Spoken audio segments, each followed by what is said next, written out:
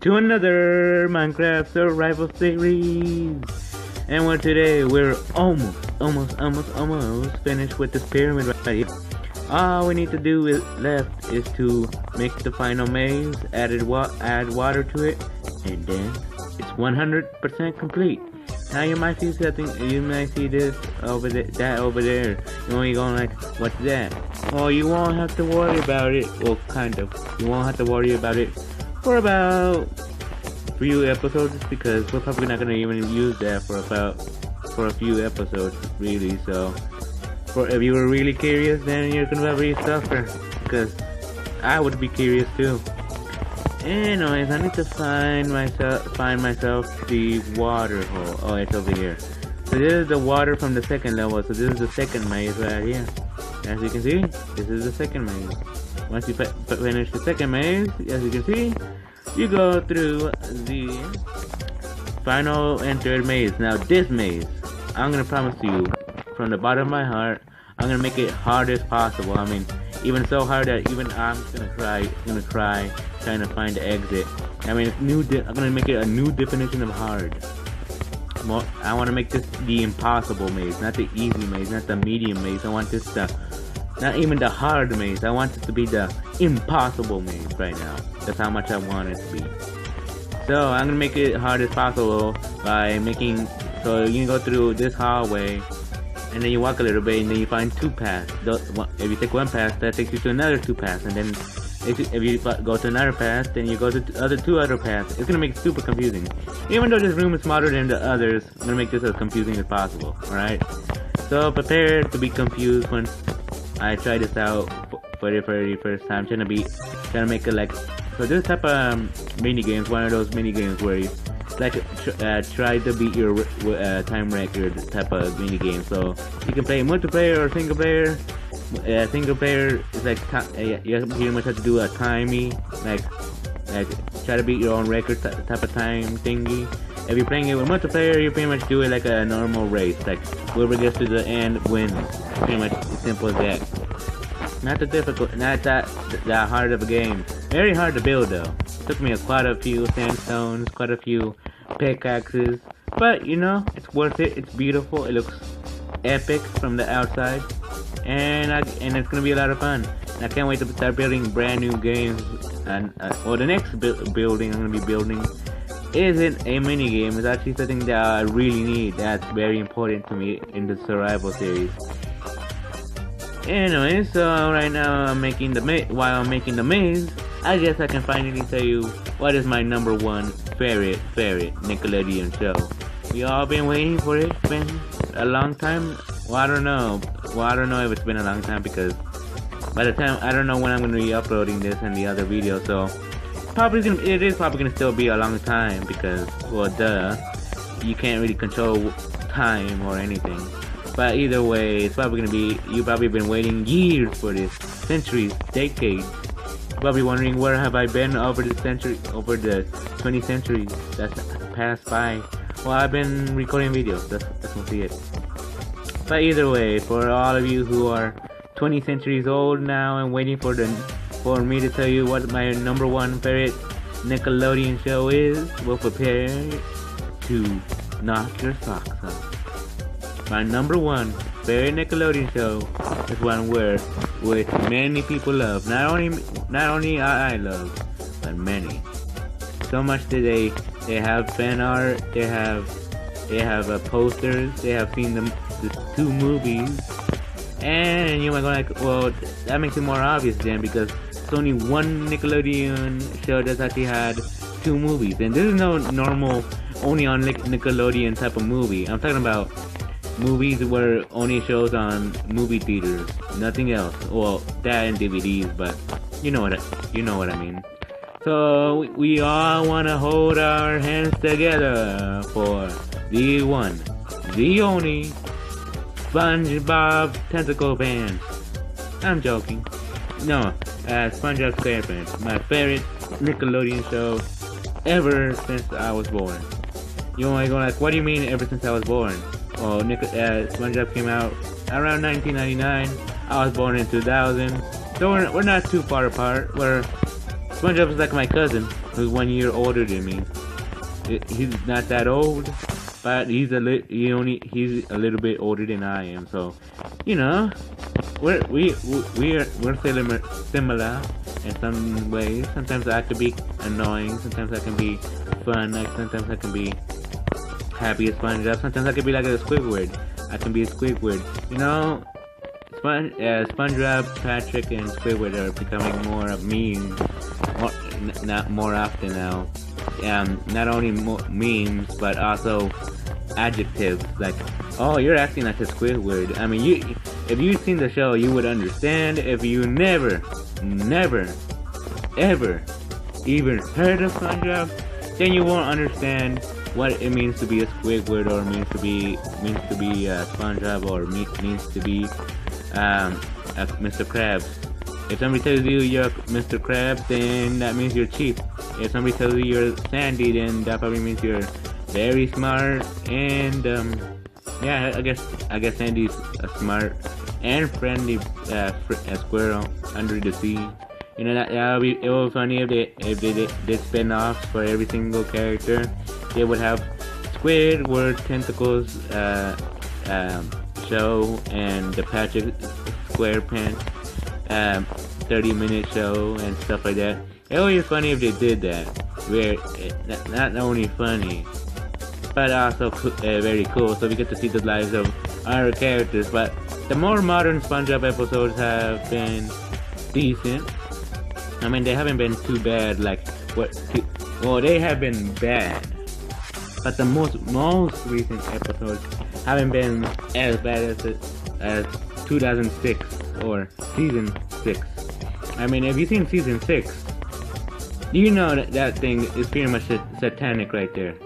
I mean, satanic to Squidward either way, because I mean, you have to feel sorry for the guy who gets punched and get hurt all the time, even when he really doesn't deserve it. I mean, you only feel good for somebody you only feel good that somebody gets hurt when they deserve it, not when they don't deserve it. And that's something that season 6 didn't get correct, and they still don't get it 100% correct yet.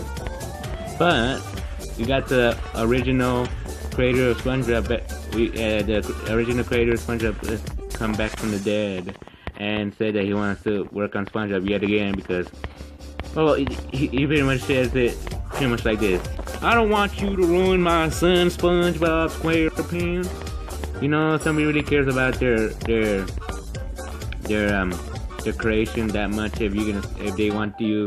If he wants to come back to his son. I mean, he pretty much created his son for 3 years, and after those 3 years, or 4 years, whatever it was, after those 3 or 4 years, you come back and your son goes like, "Who are you again?" I mean, it's one of those things like you leave it for about a long time, so long that your own son forgets you, and your own creation forgets you, but not that long where it won't forget you, like it won't forget that much about you. Like, he might go like, "Have I seen you somewhere?" Like that type of stuff. So that's pretty much how SpongeBob is. It was one of my most favorite shows growing up. Seasons 1 through 3 were the best seasons. No, there's no way to say that modern SpongeBob is better than the original 3 seasons. The season 4 was okay, season 5 was getting bad, and then season 6, well, let's just put it this way: it's satanic as heck. And I don't mean like it shows satanic images, it just means it's just pure evil. Pretty much season 6 is every villain is lemon. That's exactly what it is. Every single episode is evil. Yeah, pretty much. So yeah. So what you might go like, what's your favorite episode? My favorite episode of all these SpongeBob episodes, my most favorite. I can't really do all favorite. I have to do like a top 5. And I guess I could tell you my favorite. So my 5th favorite would probably have to be the SpongeBob Christmas special. Now that was a pretty good SpongeBob episode. It wasn't bad. It really wasn't bad at all. It wasn't nowhere close to being bad. And I don't mean the Christmas special with the weird SpongeBob and weird SpongeBob animation one. Not that one. I'm talking about the original one that came in season 2. If you have a season 2 DVDs, then you probably know what I mean. If you've never seen that episode, the episode's called Christmas 2, so I guess that'll clear it up more if you actually seen the episode. If you've never seen the episode, then what are you waiting for? Go watch it. Dang, it's a pretty good episode. So it's not really bad, and it's not incredibly good. It's good, but it's not incredibly good. Like, there's still more. It's fifth place for a reason. It's not the episode of the year. It's the episode of season. It's probably the second place of season 2. But either way, it was a very, very good episode. Mostly because Squidward pretty much is the good guy in the episode. He doesn't get punched, spitted on, insulted. Even when he doesn't believe in Christmas, people don't insult him for that. They don't punch him. They don't get mean to. They're not mean to him. They even go like, hey, I understand if you don't believe in Santa Claus. But come on, let's just celebrate Christmas together. And Squidward is pretty much begins to be the bad guy. It's like the movie. It's a Christmas Miracle with Mr. Scrooge. It's pretty much like that. But with no ghosts. No ghosts from the past or future or present. It's pretty much all ghosts. It's all pretty much. It's original. It's creative. You wouldn't see it coming if you back in 2002. I mean, that's when the episode came out, so you really would not see it coming from when it was in 2000, when it came out in 2002. Would you love it when you very first watched it? Probably. Depends if you celebrate Christmas. It kind of depends, because if you don't even celebrate Christmas and if you're in a country which doesn't celebrate Christmas but celebrates something else, then I guess it wouldn't be as important to you, or it wouldn't make a sense to you, because you probably never even heard of Christmas. But if you have heard of Christmas, then good for you. You know Christmas, and you understand the episode more. Now, would I say would you need to know about? Would you have to follow Christmas to love the episode? Probably not. Would you not need to know about Christmas? Yeah, you would know. You would have to research it on Google. That's your homework tonight. Learn about Christmas. But anyways, that was my 5th favorite episode. My 4th favorite episode was, let me think. This is a toughy one. I would say the episode. Which episode was good? I guess. Yeah, this is difficult. I mean, it's really difficult because I mean, I had a lot of good episodes when I was growing up. So let me think. I guess my second favorite episode was Shangri. If you've never seen that episode, you should go watch it, especially because it's a 30-minute special episode. So you know what? One reason why it's special. So this episode pretty much it's funny, it's creative, and it's something that you won't forget once you become adult. That episode is gonna be with you from the beginning of life, from the end of life. You're gonna remember that episode. I mean, even it has the best meme, that meme with Patrick. I mean, that's one meme that nobody's gonna forget in 20 years. Nobody shall forget it. If somebody forgets it, then they are evil. Remember, every lemon is evil. But anyways, let me continue. So that was a pretty good episode. I liked it. It was funny. It featured the Flying Dutchman. If you're a fan of the Flying Dutchman or never heard of the Flying Dutchman, then you should go watch the episode. Anyways, my third favorite episode of all SpongeBob would have to be, let me think. Oh, this is also difficult because there's so much good episodes out there. I guess it would have to be Sailor Mouse. Now, if you've never seen the episode or even heard of the episode Sailor Mouse or any of that stuff, then you should really go watch it. Pretty much has SpongeBob and Patrick saying bad words, and you go like, what?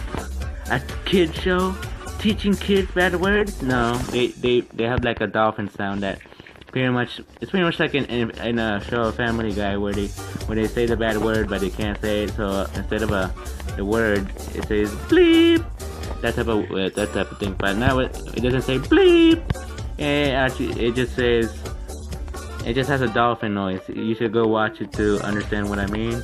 But it was a pretty good episode, and the real reason why I liked it so much was mostly because it was relatable.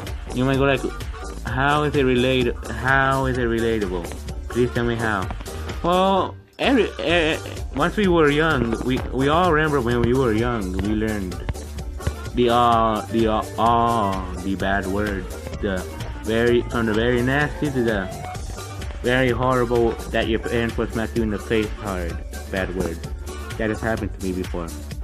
Anyways, so we all experienced it. We all experienced it before, saying a bad word, getting smacked in the face for saying it, and getting a punishment for saying it. And I guess anything that's relatable is funny. Anything that's not relatable is not really that funny because you just don't get it. But anyways, my second favorite episode of all time, of all SpongeBob, is probably gonna have to be Band Geeks. Now that episode has too much funny. I mean, if you're wanting a SpongeBob episode that will actually make you laugh a whole lot, so much that your nose is going like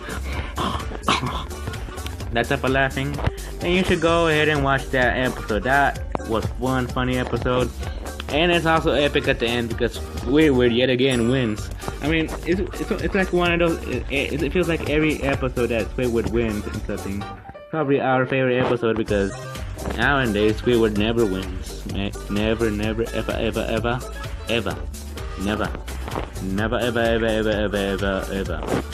But anyways, and now that I said my second place, it's time to say my number one favorite episode of all SpongeBob.